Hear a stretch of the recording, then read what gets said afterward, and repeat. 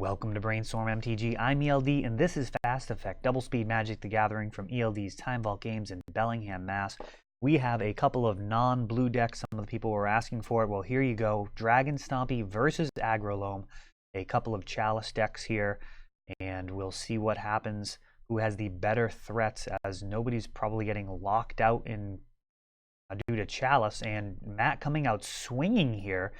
Chalice at 0 along with Goblin Rabblemaster, and the beatings will begin. Dylan only a single land on his turn. The Chalice at 0 going to be shutting off Mox Diamond. I don't know what that card is. Kiefer gets me again here.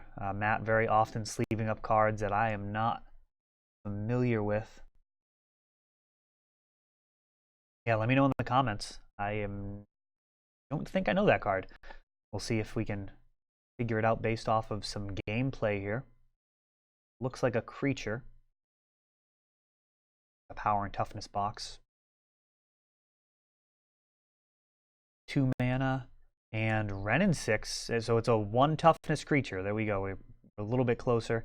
Wrenn and 6 comes down. Rabblemaster summons another Goblin. 2 of those team up to take down Wrenn and 6 and continue pushing through damage. And now some Monkey Beats on top of it. Ape Beatdown is enough to get Dylan to pick it up, even if he was able to handle the Rabblemaster there. Practically dead to the remaining creatures. Going to the sideboard. Looks like Swords to Plowshares coming in. So both of these are Chalice decks. We'll see if Matt takes out the Chalices. Shutting off those Mox Diamonds is a very real consideration.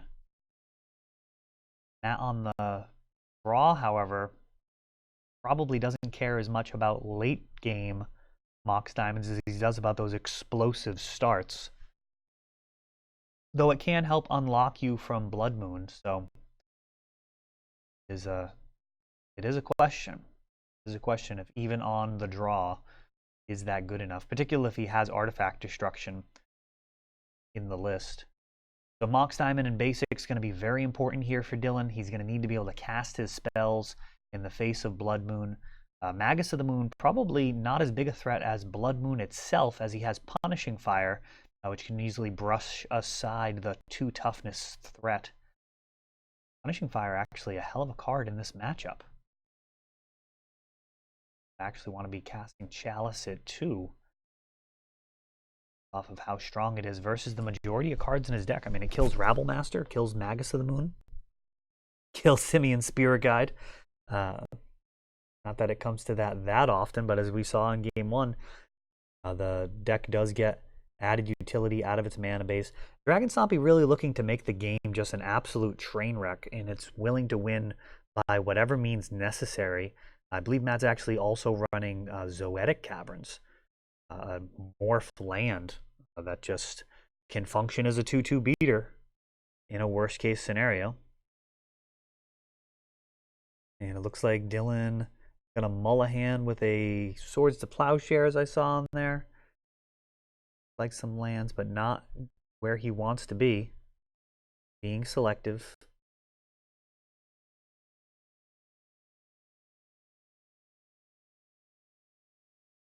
Final days here of the Vancouver Mulligan. Videos starting fairly soon. We'll have the Paris Mulligan. I am a big fan of it. There was a lot of Chicken Little Sky is Falling talk prior to the improved Mulligan becoming policy. And I love the fact that it completely eliminates an entire class of penalties. I hated when people would draw 7 cards on a mull to 6 and get penalized for it. It just felt awful. And now that is not a thing anymore. So Matt leading out with a basic mountain in reply to Dylan's slow start here. And now we've got some fireworks. Turn 2, Magus of the Moon, a little slow, but perhaps good enough to hurt Dylan's mana base. Let's see what happens. Will this stick? Getting a forest. Could float some mana and Abrupt Decay. No, we've got a Swords to Plowshares.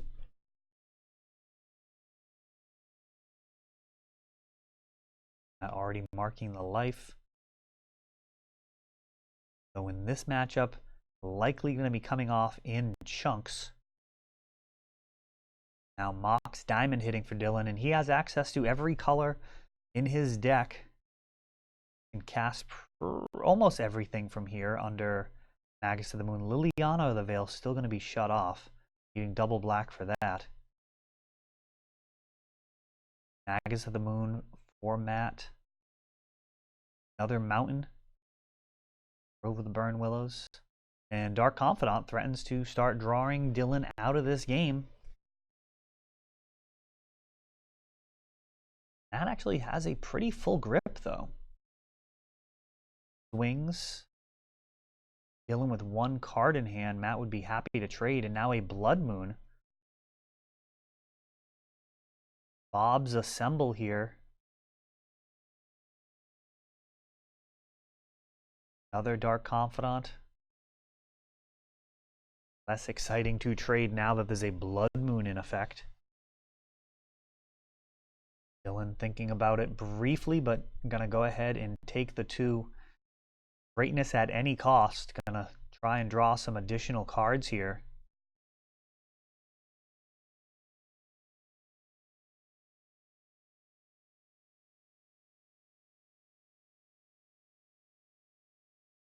Oh, is that Seasoned Pyromancer? I think we might have solved it.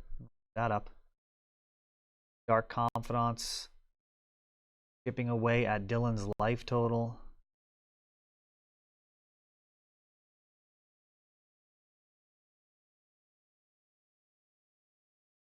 Looks like there.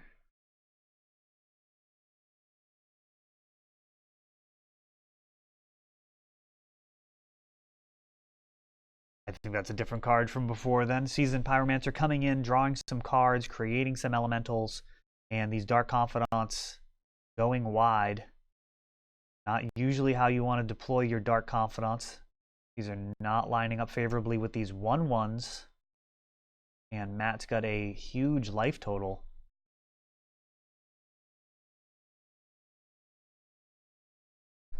Seasoned Pyromancer are actually very good versus all these X1s. And now things are turning sideways.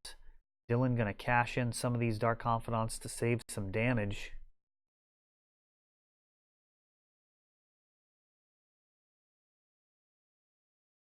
Looks like just 2 from a Renin 6. Rabblemaster again here, just creating an overwhelming advantage on the ground. Dylan likely going to need an actual sweeper from here.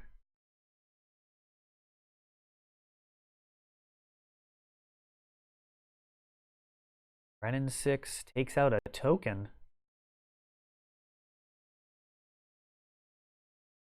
Dylan, a lot of mana and nothing really to show for it. Despite having Mox Diamond.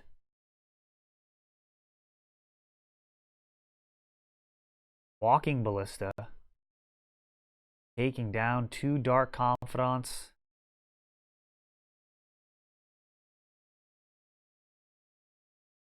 And that is gonna do it. So Dylan with a Abrupt Decay and a Vindicate stranded in hand.